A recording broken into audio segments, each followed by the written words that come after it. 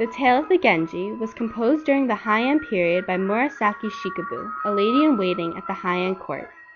Men at this time were educated in Chinese philosophy, language, and literature, while women were deprived of this education. Women wrote in a vernacular, whole syllabic script. Lady Murasaki, like many other women, wrote some of the most celebrated literature in the Japanese language. The Yugao chapter begins when Prince Genji goes to see his current lover, Lady Rakuju. While there, he decides to visit his sick foster mother, who is now a nun.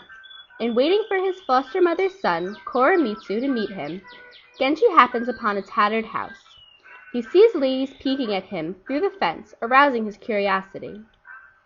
Looking through an open gate, Genji observes white flowers, called yugao, which enhance the appearance of what he considers to be a very humble dwelling.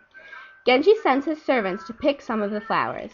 As he is doing so, a girl comes out of the house and hands him a perfumed fan on which he can place the flowers.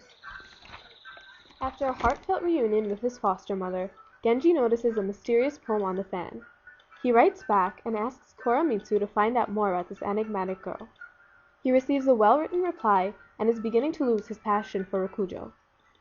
Genji spends a night with this nameless lover. He covers his face with a scarf in an attempt to remain anonymous. Genji gradually falls out of touch with the Heian court. As time goes on, people begin to cast suspicion on Genji's activities. He has to refrain from meeting his lover, which becomes almost intolerable. Genji decides to take a risk and bring the girl to his home. She is hesitant at first, but after some persuasion on his part, the girl is submissive once more. Many times they spend the night together in the lady's house. However, Genji cannot bear to be away from her for even the few daylight hours. He wants to take her to a place where they can be together without fear of being disturbed. In making the plans for this getaway, the women of the house discover the affair. Although they are slightly apprehensive at first, they eventually deem Genji a harmless lover for their mistress. Genji takes the girl to a secret house. Only the steward's son and Yukon, the girl's maid, know where they are. The girl emphasizes her pain at the fact that she has never seen Genji's face. He takes off his scarf and allows her to see him. The girl finds him absolutely beautiful. He tells her how upset he is that he does not know her name. She tells him she has neither a name nor a home. The girl pretends to be more trusting with Genji, but he can tell she is still apprehensive. At the same time, Genji is having his own qualms about their affair. One night, he awakes to find a strange woman standing above him, telling him he shouldn't be with the girl. Yukon comes in and explains the girl is prone to nightmare fits. The doctor, breaking all rules of etiquette, comes to Genji to try to help the girl. He urges Koremitsu to get the priest to exorcise her. Genji blames himself and believes that this is his punishment for his actions. Upon arriving back to the Imperial Palace, Genji immediately takes to his room. People begin to worry and question his illness. Genji speaks with his brother-in-law, Tono Chugo, who came on behalf of Genji's father, the Emperor.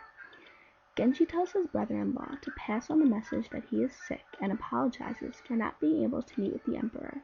He does not want to tarnish his name with news of this affair. Although Tono Chugo doubts this explanation, he leaves Genji to his business.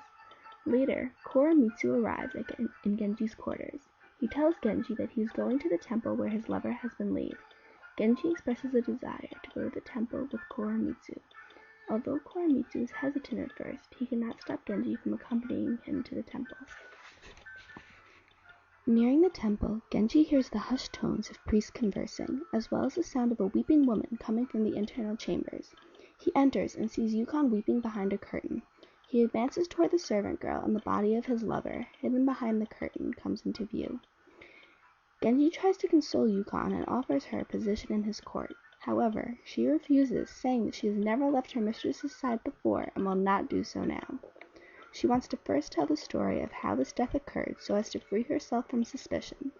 When that matter is taken care of, Yukon will burn on the funeral pyre with her mistress.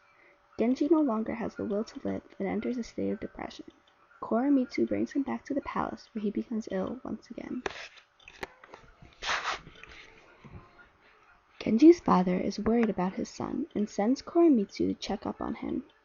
Genji attempts to put on a facade for his father. Eventually, he regains his health, although everything seems alien to him. In talking to Yukon, Genji questions his lover's motives in hiding her identity from him. He learns that she didn't trust him because he was so secretive with her. Genji's lover took from his cautious manner that he simply wanted to be with her in order to satisfy his desires.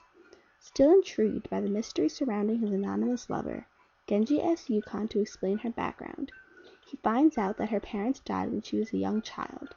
Tono Chugo took her under his care for some years until she began to receive letters from his wife. These letters induced the nightmares that eventually led to her death. In order to escape, she hid in the house of her old wet nurse, and was dismayed at the fact that Genji discovered her in such a bad place. In addition, he learns that she had a child with Tono Chugo and expresses the desire to meet this child. The Tale of the Genji was one of the first written novels. It also displays the exquisite use of the ever-prominent Japanese language. Many ideas in this reading contradict the spirit of the Heian court. For example, when Yu Gao is dying, Genji tells the doctor to ignore the common practices of etiquette and simply to use his common sense, even though the traditional Heian court held etiquette in high esteem. In addition, it encompasses a variety of religious ideologies. The Yu Gao itself, meaning evening faces, is a white flower. Genji's lover is given this name as a form of symbolism. The white color of the flower may signify the heavy white makeup that women of the Heian court apply to their faces. In addition, the petals of the Yu Gao only unfold halfway. Similarly, the woman in the novel is extremely introverted. She yields very little about herself other than through her poetry, therefore unfolding halfway. The Yu Gao chapter of Tale of the Genji contains certain details that correlate with Jerry Bentley's narrative. For example, there are references made to the cycle of reincarnation. In addition, Genji's foster mother claims that her career is her tie to the human world, and she experiences sorrow as well as desire. These points express the ideologies of Buddhism, showing the Chinese influence on the ideas of the Heian court. The servant girl, Yukon, talks about accompanying her mistress to the funeral pyre, indicating that the dead body will be cremated. Cremation is a key aspect of devotional Hinduism. In addition to Hinduism, references are made to priests and nuns who are part of Christian society. One day, when Genji wakes up with his lover, he looks outside to see bamboo covered in dew. This is yet another Chinese influence. Genji and his lover communicate through poetry, which at the Heian court was an acceptable method of wooing a lover, with influence from the Tang, China. In addition, there are numerous descriptions of vast, exquisite gardens. Gardens were a highlight of Japanese court life. When Genji is walking about the garden, a servant girl approaches him. Her green dress is described as matching the season. Fashion was another aspect of court life that was held in high esteem by all. Women wore many layers of clothing and took great care to dress in accordance with the time of year. A fashion mishap could result in their ruin. Although Genji tells the doctor to ignore the regular codes of etiquette, etiquette played an important role in Heian society. Finally, a major theme emphasized throughout the story is honor. Genji does not want to risk ruining his reputation by telling anyone the true story of his affair. He is afraid the news will get back to his foster mother or his father.